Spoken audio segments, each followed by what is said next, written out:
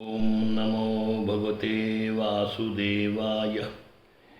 ओम नमो भगवते वासुदेवाय। ओम नमो भगवते वासुदेवाय नमः। नमस्कार देवी सज्जनों, जैसे कि मैंने आपको बोला था कि जैसे मुझे समय मिलता है वैसे मैं प्रश्नों के उत्तर देते जाता हूँ।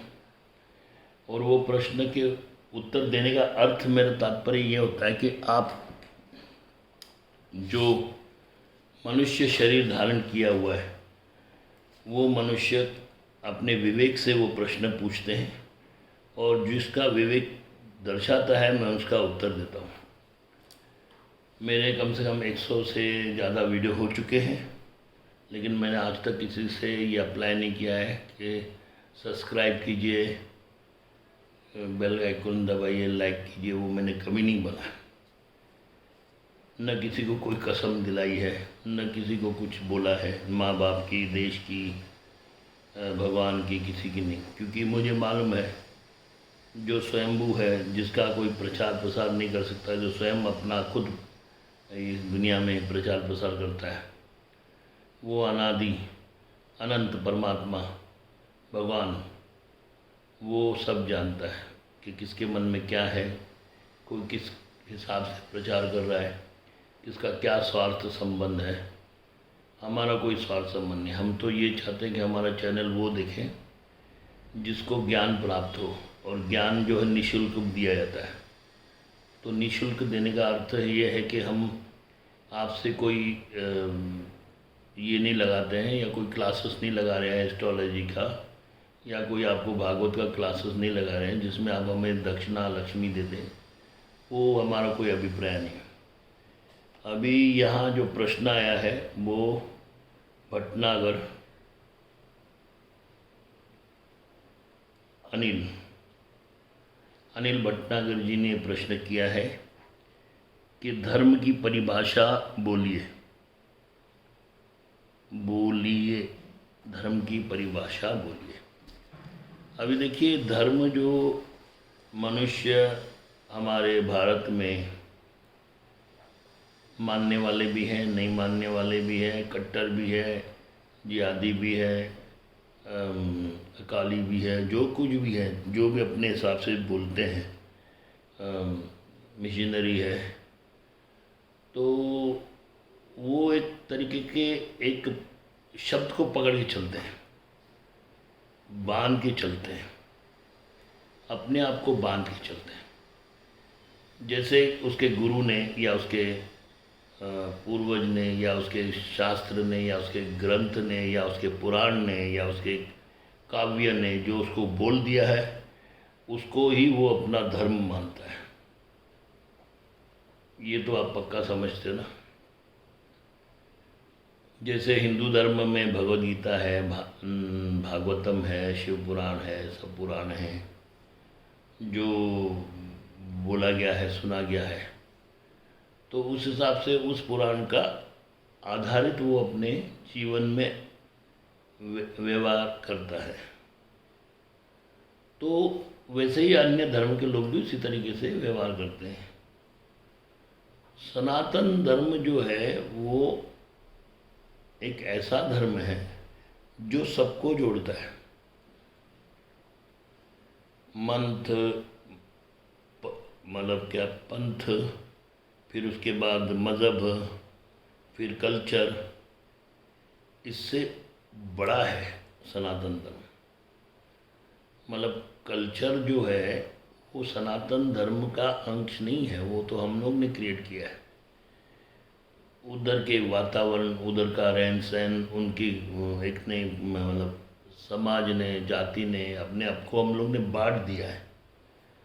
पहले हम लोग ने अपने आप को एक मनुष्य, जैसे अभी मैं इंसान हूँ तो मैंने अपने आप को बांट दिया।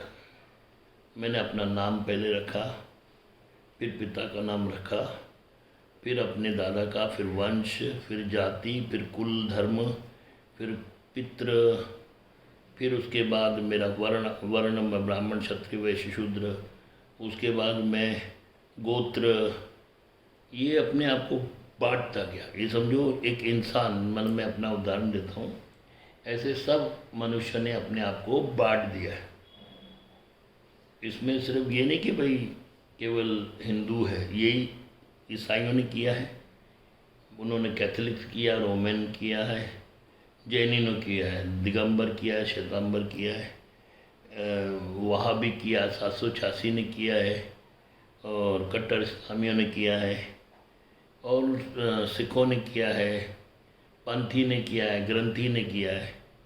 तो इस सब ने अपने समाज को बांट दिया है, जो कि बहुत बड़ी भूल है। मनुष्य का जो मानवता है उसको पूरा खंडित कर दिया ये बंटवारे ने।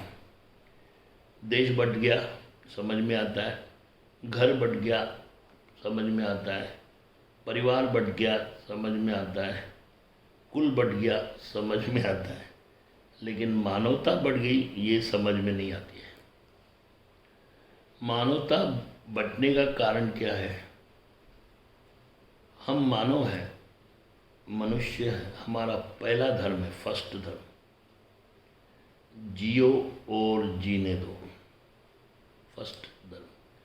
सिर्फ ये हम इंसानों पर नहीं है, हमारे साथ जो पेड़, पशु, पक्षी, वन्य जीवन, जलचर, अग्निचर, वायुचर, जितने भी जीव हैं उन सब का रक्षण करना, साथ में हमारा अपना रक्षण करना, ये हमारा दायित्व है। लेकिन अधर्म यहाँ आता है कि आप स्वार्थी हो गए, स्वार्थी, अपना ही सोचते हो, अपना ही स्वार्थ करते हो, अपनी ही रक्षा करते हो, अपने कुल के निमित्त संचित करते हो, जमा करते हो, पैसा, प्रॉपर्टी बनाते हो,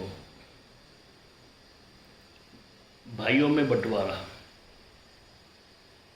पुत्र और बाप में बंटवारा, ये है ना, ये अधर्म है, बड़ा अधर्म है, समझ लीजिए। भटनागर जी, ये जो समाज बट चुका है इसी को ही तो कलयुग बोलते हैं। ये 15 प्रकार के बटों में बट गया। वेट जिसको बट बोलते हैं ना, जिसको वजन में हम लोग मापते हैं, जो लोहे के होते थे 1 किलो 2 किलो, वैसे बट गए। तो उसको हम लोग बोलते हैं स्वार्थ। और जो धर्म में नहीं है, जो मनुष्य धर्म है, जो भगवद गीता में बोला गया है, उसमें बंटवारा नहीं है। ये जिसने बंटवारा किया उसको दंडित किया गया, जिसने बंटवारा किया उसको दंडित किया गया है, वो है अधर्म। मतलब आप समझे, बंटवारा किसने किया? दुर्योधन ने किया, हक खी गया, ले लिया, स्त्री लेने की कोशिश की, राजपाट ले लिया, सम्मान ले लिया। ये जो अधर्म है वही हम लोग कर रहे हैं आज की डेट में। हम लोग आज अपने ही भाई का धन छीन लेते, छोटे का, बहनों का धन छीन लेते। माता पिता ने बैंक में रख दिया है बहन के नाम से, तो हम उसको साइन ले लेते हैं और उसको देते नहीं हैं, और मंदिरों में 50 घंटी बजाते हैं। तो वो धर्म नहीं है भाई। या ऐसा है कि भाई किसी जीव की हत्या कर दी, या किसी का गबन कर दिया, या किसी लड़की का न्याय नहीं हो पाया और वो अजान दे रहे हैं, वो नहीं होता, गलत है। और दूसरा, आप अपने देश में मतभेद करते हो, काला गोरा का मतभेद करते हो, तो और उसके बाद अपने चर्च में बाइबल पढ़ते हो, ये सब गलत है। ये धर्म नहीं बताता है। जोड़ना धर्म है, तोड़ना धर्म नहीं है। अधर्मी से जुड़ना वो धर्म नहीं है, समझ लीजिएगा। अधर्मी से जो जोड़ा जाता है वो धर्म नहीं है। सामने वाला आपको गंजा कर दे, लूट ले, आपकी बहन बेटी निकाल ले जाए, दनहार कर ले, तो आप उसका रक्षण करेंगे, वो अधर्म है, वो रक्षण नहीं होना चाहिए। उसको अपने जो देश के जो कानून हैं उसके समर्पित होना चाहिए, उसका समर्थन नहीं करना चाहिए और उसको सब मनुष्य जो है उसका विरोध करना चाहिए, बेजोड़ विरोध करना चाहिए।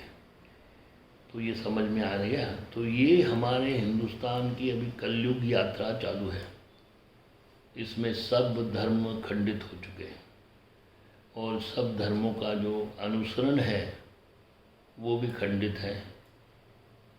जहाँ अपना मतलब है वहाँ सिद्ध होता है, जहाँ हमारा मतलब नहीं है वहाँ हट जाता है, वहाँ फिर कानून की बात करते हैं।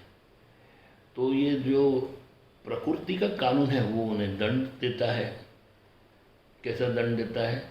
बाढ़, तबाही, भूकंप, जलजले, फिर वो पृथ्वी करवट बदल लेगी, उनका विनाश हो जाएगा पूरा समाज।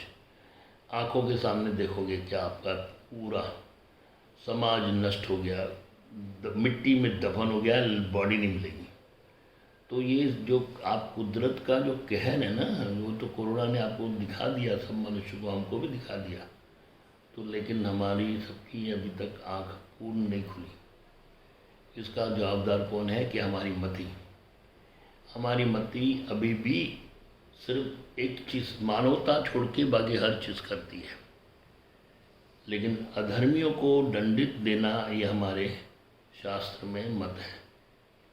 उनका जो अपराध है उसको बार बार एक्सेप्ट करना ये हमारी नपुंसकता है। धर्म नपुंसक नहीं है, धर्म सत्ताधारी है और धर्म के अनुसार जो काम किया जाए, बार बार वही कर्म किया जाता है और उसमें आप गर्दन नीचे कर देते हो और बोलते हो नहीं कानून देखेगा, ये देखेगा, वो नहीं नहीं नहीं। आप अपने डिसीजन लो, आप उस कानून को मोड़ सकते हो, उस कानून के अंतर्गत आप उसे सज़ा दिला सकते हो। किसी ने आपका धन हड़प लिया, आप 2-3 तारीखों में गए, फिर नहीं जाते हो, क्योंकि प्रोसीजर बहुत लंबा है ना। हमारी कानून व्यवस्था भी थोड़ी ढीली है, शक नहीं है, उसका सुधारण अभी तक नहीं हुआ है। अभी भी रिश्वतखोरी है, मानते हैं। पुलिस में सच्चे लोग जाते हैं तो पुलिस वाले फटकार देते हैं और कोर्ट भी उनको विलम्ब करता है। कभी जज छुट्टी पर है, कभी जज पिकनिक में है, कभी वकील चेंज हो गया, कभी जज चेंज हो गया। ये जो बहुत ढीला प्रवृत्ति है ना, ये न्याय नहीं दिलाता है, ये न्याय करते करते अन्याय दे देता है। तो ये स्ट्रक्चर को जो है ठीक करना पड़ेगा। सबका पूर्ण तरीके से इस धर्म पर विश्वास कब होगा? जब हमें चारों तरफ लोगों में समांतर धर्म की प्रक्रिया प्राप्त होगी, दिखाई जाएगा। और साथ में हमारी न्यायपालिका और जो हमारी सरकारें हैं वो उस पर अमल करेगी। अभी हम लोग इस मतभेद में है कि अच्छा और बुरा क्या है। हम लोग अच्छा और बुरा के मतभेद में रहते हैं और उस तर्क में हमारा जीवन व्यतीत होता है। तो हमारा क्या स्वार्थ है? हमारा स्वार्थ है हमारा अपने तक। हम अपने स्वार्थ से हिलते नहीं हैं, अपने स्वार्थ के कारण ही हम सब कुछ करते हैं और संचार करते हैं, संग्रह करते हैं और उसके बाद दमन करते हैं दूसरों का, अपने से नीचे वालों का। तो ये भगवान का भय, समझिए कि आपको भगवान जो दंड देगा वो न्यायपालिका से बहुत बड़ा होता है। इसलिए आप समझ लीजिएगा कि धर्म क्या है। हरे कृष्ण।